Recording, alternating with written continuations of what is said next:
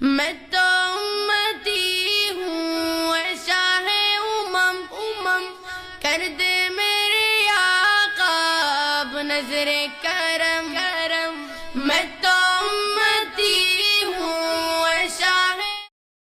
بسم اللہ الرحمن۔ حکایات صحابہ میں سے ہے تسبیحات حضرت فاطمہ رضی اللہ تعالی عنہا۔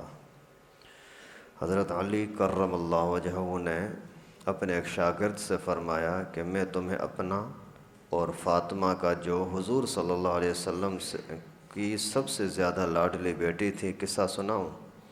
شاگرد نے کہا حضرت ضرور سنائیں۔ فرمایا کہ وہ اپنے ہاتھ سے چکی پیستی تھیں جس کی وجہ سے ہاتھ میں نشان پڑ گئے تھے، اور خود پانی کی مشک بھر کر کے لاتی تھیں جس کی وجہ سے سینے پر مشک کی رسی کے نشان پڑ گئے تھے۔ گھر کی جھاڑو وغیرہ بھی خود ہی دیتی تھیں جس کی وجہ سے تمام کپڑے میلے کچیلے ہو جاتے تھے۔ ایک مرتبہ رسول اللہ صلی اللہ علیہ وسلم کے پاس کچھ غلام اور باندیاں آئیں۔ میں نے فاطمہ رضی اللہ تعالیٰ عنہا سے کہا تم بھی جا کر کے حضور صلی اللہ علیہ وسلم سے ایک خدمتگار مانگ لو تاکہ تم کو کچھ مدد مل جائے۔ وہ حضور صلی اللہ علیہ وسلم کی خدمت میں حاضر ہوئیں۔ وہاں مجمع تھا اور شرم مزاج میں بہت زیادہ تھا، اس لیے شرم کی وجہ سے سب کے سامنے اپنے ابو سے بھی مانگتے ہوئے شرم آئی اور کچھ نہ بولی اور واپس آ گئیں۔ دوسرے دن حضور اقدس صلی اللہ علیہ وسلم خود تشریف لائے۔ ارشاد فرمایا کہ فاطمہ کل تم کس کام سے آ گئی تھیں؟ وہ شرم کی وجہ سے چپ ہو گئیں۔ میں نے عرض کیا اللہ کے رسول، ان کی یہ حالت ہے کہ چکی کی وجہ سے ہاتھوں میں گٹے پڑ گئے، مشق کی وجہ سے سینے پر رسی کے نشان ہو گئے، ہر وقت کے کام کاج کی وجہ سے کپڑے میلے رہتے ہیں۔ میں نے ان سے کل کہا تھا کہ آپ کے پاس خادم آئے ہیں، ایک یہ بھی مانگ لیں، اس لیے یہ آپ کے پاس آئی تھیں۔ بعض روایتوں میں آیا ہے کہ حضرت فاطمہ رضی اللہ تعالیٰ عنہ نے عرض کیا کہ اللہ کے رسول، میرے اور علی کے پاس ایک ہی بسترا ہے اور وہ بھی مینڈھے کی ایک کھال ہے، رات کو اس کو بچھا کر سو جاتے ہیں، صبح کو اسی پر گھاس دانہ ڈال کر اونٹ کو کھلاتے ہیں۔ اللہ اکبر! سمجھ رہے ہو بھائی، نبی پاک کی بیٹی کی بات ہو رہی ہے، حضرت علی رضی اللہ تعالیٰ عنہ کی بات ہو رہی ہے کہ سونے کے لیے ایک ہی چادر ہے، وہ بھی جانور کی کھال مینڈھے کی، اور وہ بھی اتنی ہے کہ رات کو اپنے استعمال میں لاتے ہیں، صبح کو زمین پر بچھا کر اس پر گھاس ڈال کر اونٹوں کو کھلاتے ہیں۔ دوسری کوئی دھڑکی، کوئی چادر، کوئی رلی، کوئی قالین، کوئی bed, double bed, single bed, کچھ بھی نہیں۔ یہ سیدۃ نساء اہل الجنہ کا تذکرہ ہے جو جنت کی عورتوں کی سردار ہے۔ حضور صلی اللہ علیہ وسلم نے ارشاد فرمایا کہ بیٹی صبر کر۔ حضرت موسیٰ اور ان کی بیوی کے پاس 10 سال تک ایک ہی بچھونا بستر تھا، بس وہ بھی حضرت موسیٰ علیہ السلام کا چوغا تھا، رات کو اسی کو بچھا کر کے سو جاتے تھے۔ تو تقوی حاصل کر اور اللہ سے ڈر اور اپنے پروردگار کا فریضہ ادا کرتی رہ اور گھر کے کام کاج کو انجام دیتی رہ۔ جب سونے کے واسطے لیٹا کریں تو سبحان اللہ 33 مرتبہ، الحمدللہ 33 مرتبہ، اللہ اکبر 34 مرتبہ پڑھ لیا کریں سونے کے time per.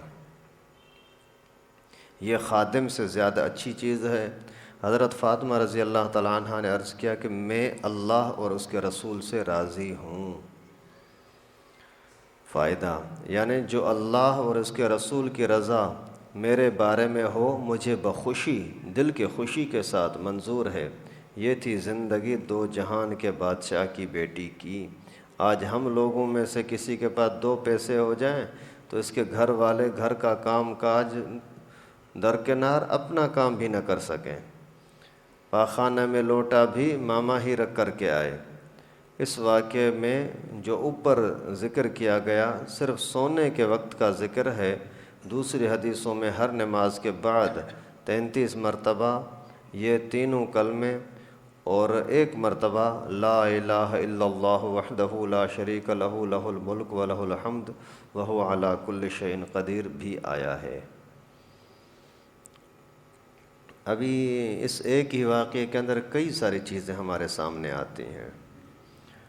Be be Fatima رضی اللہ تعالیٰ عنہ رسول اللہ صلی اللہ علیہ وسلم کی لاڈلی بیٹی ہیں، اور شیر خدا حضرت علی رضی اللہ تعالیٰ عنہ کی دلہن ہیں، جنت کی عورتوں کے سردار ہیں، لیکن آٹا پیسنے کے لیے اپنے ہاتھ استعمال کرتے ہیں، چکی اپنے ہاتھ سے چلاتی ہیں، اور پانی بھرنے کے لیے خود ہی نکلتی ہیں، پانی بھر کر کے لاتی ہیں پردے کی حالت میں۔ آج کل بھی عورتیں پانی بھرتی ہیں، یہ ان کو آج کے زمانے میں نہیں بھرنا چاہیے، یہ مردوں کی ذمہ داری ہے، ان کے لیے لائن کا انتظام کریں، کوئی بھی انتظام کریں۔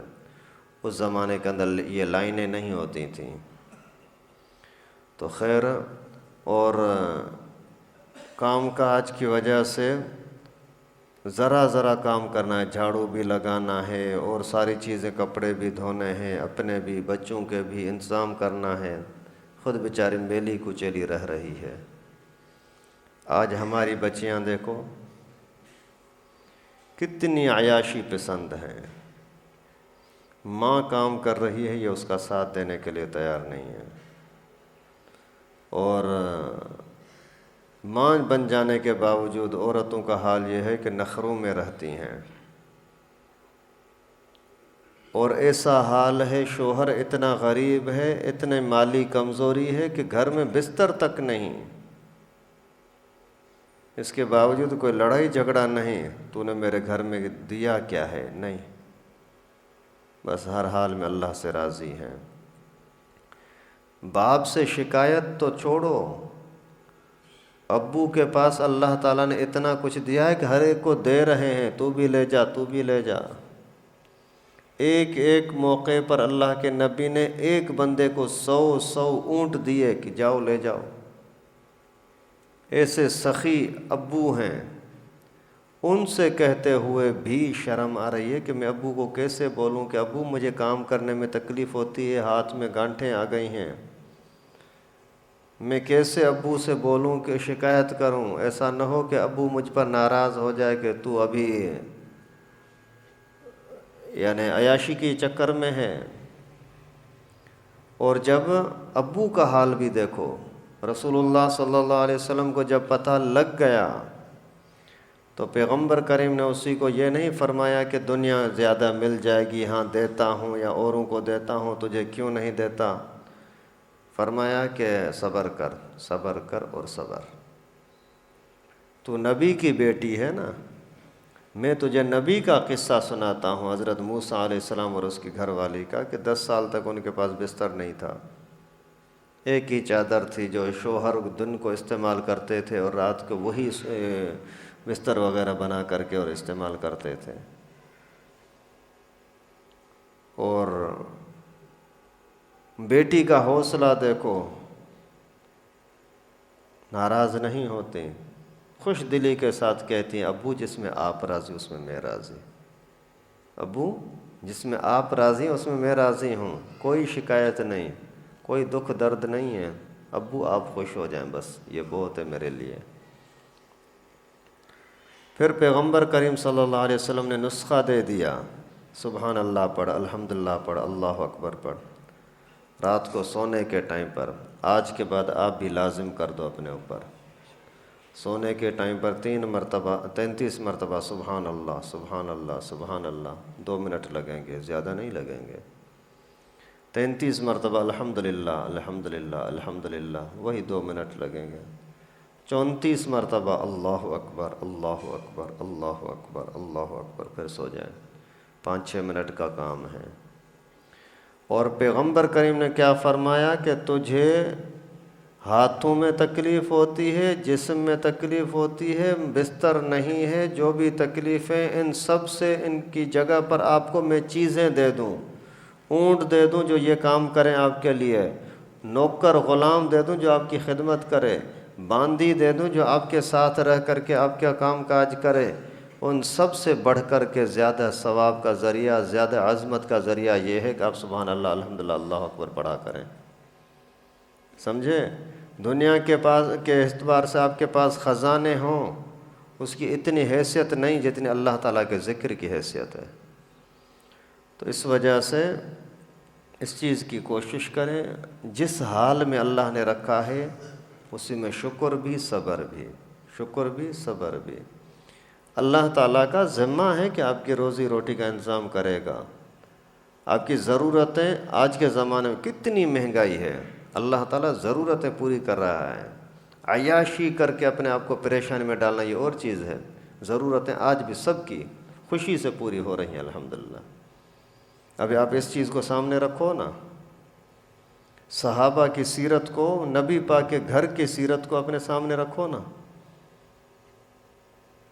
جن کو ایک بستر سونے کے لیے نہیں ہے، آج کا غریب سے غریب آدمی ہر وقت دو لوگوں کے سامنے ہاتھ پھیلانے والا، پوچھو گھر میں کتنے بستر پڑے ہوئے ہیں، پوچھو تیرے پاس کتنے کتنے کپڑوں کے جوڑے پڑے ہوئے ہیں، روزانہ کتنی کتنی کھانے کی چیزیں کھا لیتا ہے، روٹی کتنی کھا لی، سالن کتنی کھا لی۔ اس زمانے میں تو روٹی کے ٹکڑے بھی نہیں ملتے تھے۔ رسول اللہ صلی اللہ علیہ وسلم جب مکے کی فتح فرمائی اور باقاعدہ مضبوط حکومت کے مالک تھے اس وقت میں رسول اللہ صلی اللہ علیہ وسلم، بڑے بڑے دشمن یہودی وہ زیر اثر آ گئے تھے، غزوہ احد اور بدر ہو چکا تھا، خندق وغیرہ ہو چکا تھا، اس کے بعد جا کر کے فتح مکہ ہوا ہے، یعنی ایک مضبوط حکومت کے مالک رسول اللہ صلی اللہ علیہ وسلم۔ لیکن جب مکہ فتح ہوا ہے اسی دن کھانے کو کیا ملا ہے، کیا کھایا ہے؟ ام ہانی کے گھر تشریف لے گئے ہیں، کھانے کے لیے کچھ ہے تو کھلاؤ۔ وہ کہتی ہیں کہ اور تو کچھ نہیں ہے، روٹی کے سوکھے ٹکڑے کچھ پڑے ہوئے ہیں۔ اللہ کے نبی صلی اللہ علیہ وسلم نے فرمایا لے آؤ، وہی پانی میں بھگو کر کے کھائے ہیں جس دن مکہ فتح ہوا ہے۔ اور اتنا عظیم کارنامہ تھا کہ اللہ تعالیٰ نے اس کے فتح ہونے سے پہلے قرآن پاک کے اندر اس کی خوشخبری سنائی تھی کہ آپ کو یہ فتح ملے گی۔ تو یہ کھانے کے پیچھے ہم کتنا لگے ہوئے ہیں، لباس کے پیچھے کتنا لگے ہوئے ہیں، مکانات کے تعمیرات کے پیچھے کتنا لگے ہوئے ہیں۔ اگر ہم اپنی ضرورت کو دیکھیں تو اللہ تعالیٰ بڑے فراخی کے ساتھ پوری کر رہے ہیں، لیکن عیاشی ختم تھوڑی ہوتی ہے۔ فرعون کو اتنا مال آ گیا تھا، پیٹ بھرا تھوڑی تھا۔ آج کے زمانے میں بھی جو مالدار قسم کے لوگ ہیں، اربوں خربوں روپے کے مالک ہیں، لیکن گھڑی بھی چوری کر لیتے ہیں، ان کا پیٹ بھرتا نہیں ہے۔ تو یہ عیاشی، اس کے اندر پیٹ نہیں بھرتا، ضرورت اللہ تعالیٰ پوری فرما رہے ہیں۔ اس وجہ سے ہم اپنے حال کو تھوڑا سا دیکھیں تو صحیح، ہمارے اندر صبر ہے، شکر ہے، ذرے کے برابر بھی نہیں، نعوذ باللہ۔ اللہ تعالیٰ مسلمانوں کو صحیح سمجھ نصیب فرمائے۔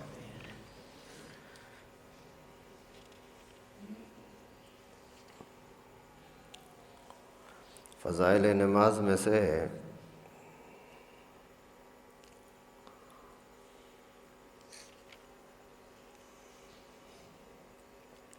روی عن انس رضی اللہ تعالیٰ عنہ قال قال رسول اللہ صلی اللہ علیہ وسلم من صلی الصلوات لوقتها واسبغ لها وضوءها واتم لها قیامها وخشوعها ورکوعها وسجودها خرجت وهي بيضاء مسفرة تقول حفظك الله كما حفظتني ومن صلىها لغير وقتها ولم يسبغ لها وضوءها ولم يتم لها خشوعها ولا رکوعها ولا سجودها خرجت وهي سوداء مظلمة تقول ضيعك الله، اللہ اکبر، تقول ضيعك الله كما ضيعتني حتى إذا كانت حيث شاء الله لفت كما يلف ثوب الخلق ثم ضرب بها وجهه۔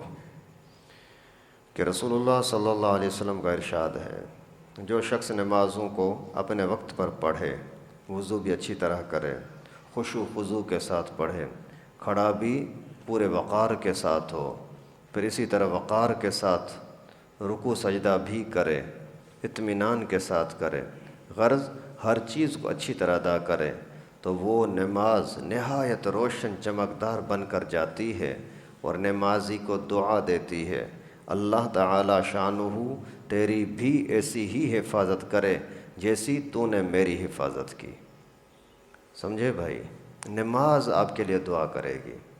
نماز کیا کہ تو نے وضو صحیح کیا تھا، رکوع صحیح کیا تھا، سجدہ صحیح کیا تھا، آداب کے ساتھ پڑھا تھا، تو نے میرا خیال کیا، میں اللہ سے سفارش کرتا ہوں، اللہ تیرا خیال کرے گا، اللہ تیری حفاظت کرے گا۔ اور جو شخص نماز کو بری طرح پڑھے، وقت پر کو بھی نہ پڑھے، وقت کو بھی ٹال دے، وضو بھی اچھی طرح نہ کرے، رکوع سجدہ بھی اچھی طرح نہ کرے، تو وہ نماز بری صورت سے سیاہ رنگ میں بد دعا دیتی ہوئی جاتی ہے کہ اللہ تعالیٰ تجھے بھی ایسے ہی برباد کرے جیسا تو نے مجھے ضائع کیا۔ اس کے بعد وہ نماز پرانے کپڑے کی طرح لپیٹ کر نمازی کے منہ پر مار دی جاتی ہے۔ اللہ کے نبی صلی اللہ علیہ وسلم نے کتنی وضاحت کے ساتھ فرمایا، نماز کو بے ادبی کے ساتھ پڑھنا، رکوع سجدہ بے ادبی کے ساتھ کرنا، اس کا انجام کیا ہے؟ ادب کے ساتھ پڑھنا، اس کا انجام کیا ہے؟ اللہ تعالیٰ سے دعا ہے کہ اللہ پاک ہم سب کو ادب کے ساتھ، احترام کے ساتھ، وقار کے ساتھ وضو، رکوع، قیام، سجدہ، ساری عبادتیں ادب اور احترام کے ساتھ کرنے کی توفیق نصیب فرمائے۔ جو کچھ پڑھا سنا اللہ تعالیٰ اپنی بارگاہ میں قبول فرمائے۔ وآخر دعوانا ان الحمد للہ رب العالمین۔